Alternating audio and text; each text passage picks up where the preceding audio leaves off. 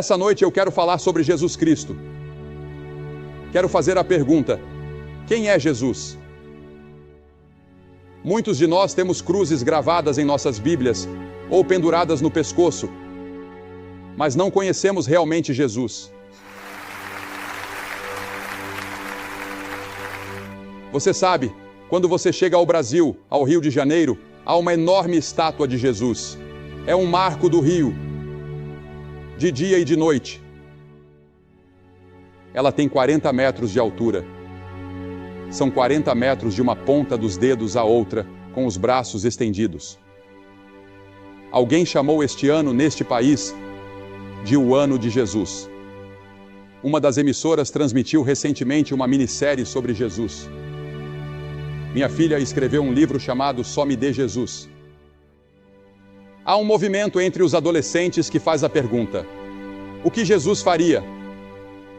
Quase todo mundo já ouviu falar de Jesus, mas milhões não sabem realmente quem ele é.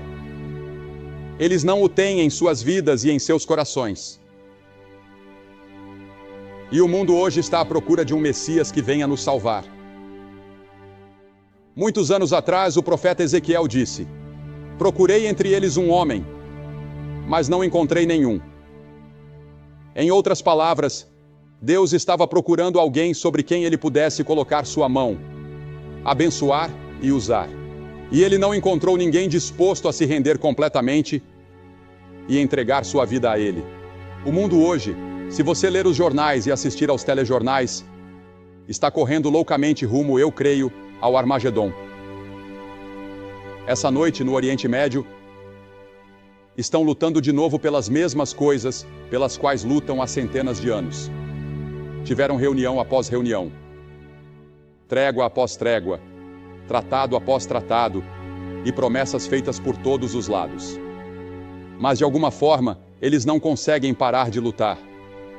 Veja, o homem é um fracasso moral. Deus é a nossa única esperança. Os planos de Deus.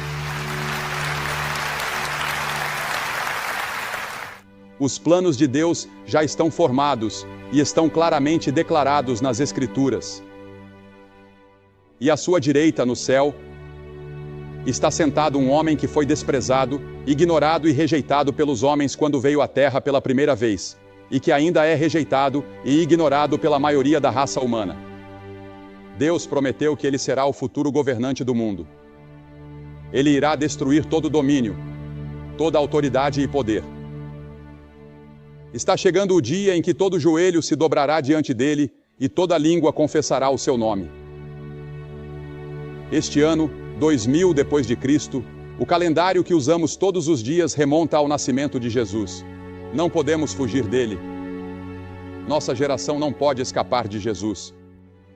Ao longo dos anos, tantas peças, livros, óperas e filmes foram feitos sobre Jesus. Em março e abril, as revistas Newsweek e US News and World Report publicaram reportagens de capa sobre ele. Na sua matéria de capa sobre ciência e ideias, a US News trouxe o título: Por que Jesus morreu? Por que há tanto interesse por Jesus hoje? Essa é a pergunta que você tem feito?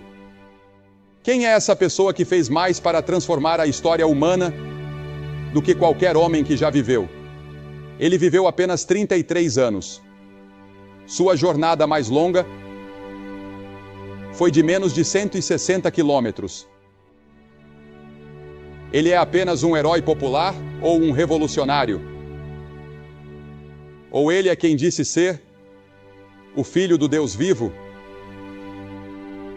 Quem é essa pessoa que exige que o chamemos de Filho de Deus e o sigamos até a morte? Sabemos que ele era um homem. Ele era completamente humano. Ele era o homem representativo. Ele era o homem por inteiro. Ele foi identificado e contado entre os transgressores. As Escrituras dizem 83 vezes no Novo Testamento que ele é chamado de Filho do Homem. Há muitos lugares nas Escrituras que nos lembram de sua humanidade. A Bíblia ensina que ele teve fome. A Bíblia ensina que ele estava cansado, na parte de trás de um barco ele dormia. Ele conheceu as alegrias da amizade. Ele foi mal compreendido e desprezado. Ele chorou no túmulo de um ente querido. Ele teve que lutar contra a tentação e suportar a decepção. Ele afirmou ser o único Filho de Deus antes que o mundo existisse ou antes que a raça humana existisse. Ele disse: no princípio era o Verbo, e o Verbo estava com Deus, e o Verbo era Deus. E Jesus disse: antes que Abraão existisse, eu sou. Com essas palavras, Jesus se separou de qualquer outra pessoa que já viveu. Em outras palavras, Jesus disse: antes que Abraão nascesse, eu sempre sou, o eterno presente. Não há passado com Jesus e não há futuro com Jesus. Tudo está no sempre presente. E Ele está falando com você essa noite. E Ele está falando com todos nós, coletivamente e individualmente. Em Colossenses 1 diz: pois nele foram criadas todas as coisas que há nos céus e na terra, visíveis e invisíveis, sejam tronos, sejam dominações, sejam principados, sejam potestades. Tudo foi criado por Ele e para Ele. E Ele é antes de todas as coisas, e por Ele todas as coisas subsistem. Todo este estádio se despedaçaria se não fosse pelo fato de que é Ele quem o mantém unido.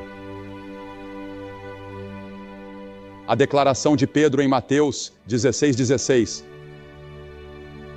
Tu és o Cristo, o Filho do Deus vivo. Quando Ele veio a Belém, aquilo não foi o seu nascimento ou o seu começo. Ele já existia. Aquilo foi sua encarnação. Quando Jesus veio a Belém, não foi o lugar de sua origem, foi sua encarnação. E o Verbo se fez carne e habitou entre nós. Sabe, é interessante para mim que Jesus nunca pediu desculpas pelo pecado. Ele desafiou outros a provarem qualquer erro em seu pensamento ou em qualquer coisa que ele tenha feito. Como explicamos Jesus em comparação com qualquer outro indivíduo que já viveu? Como explicamos Jesus em relação a qualquer outra pessoa? Qual é a causa básica do ódio, da ganância, da luxúria, da guerra hoje, da injustiça racial e da divisão racial? Jeremias deu a resposta: o coração é mais enganoso que todas as coisas e desesperadamente corrupto. Quem o conhecerá? O rei Davi disse: em pecado me concebeu minha mãe. Eu nasci em pecado, disse Davi. Ele disse: fui formado na iniquidade. A Bíblia diz em Mateus 15 que do coração procedem maus pensamentos, homicídios, adultérios, prostituições, furtos, falsos testemunhos e blasfêmias. Eu acho que precisamos fazer algo a respeito das armas. Mas esse não é o verdadeiro problema. O problema mais profundo está em nossos corações. Pois do coração procedem maus pensamentos e homicídios,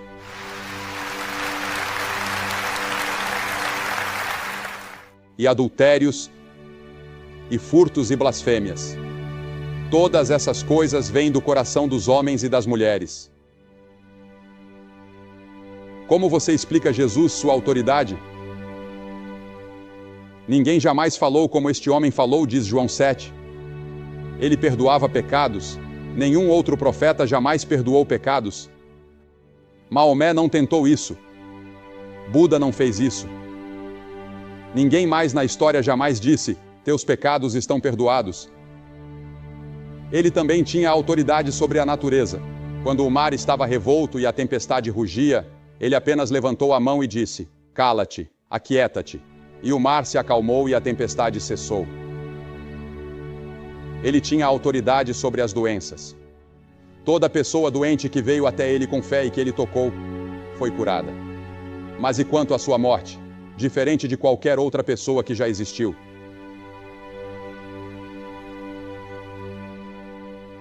Veja, Jesus foi executado. Ele foi tratado como um criminoso. Ele levou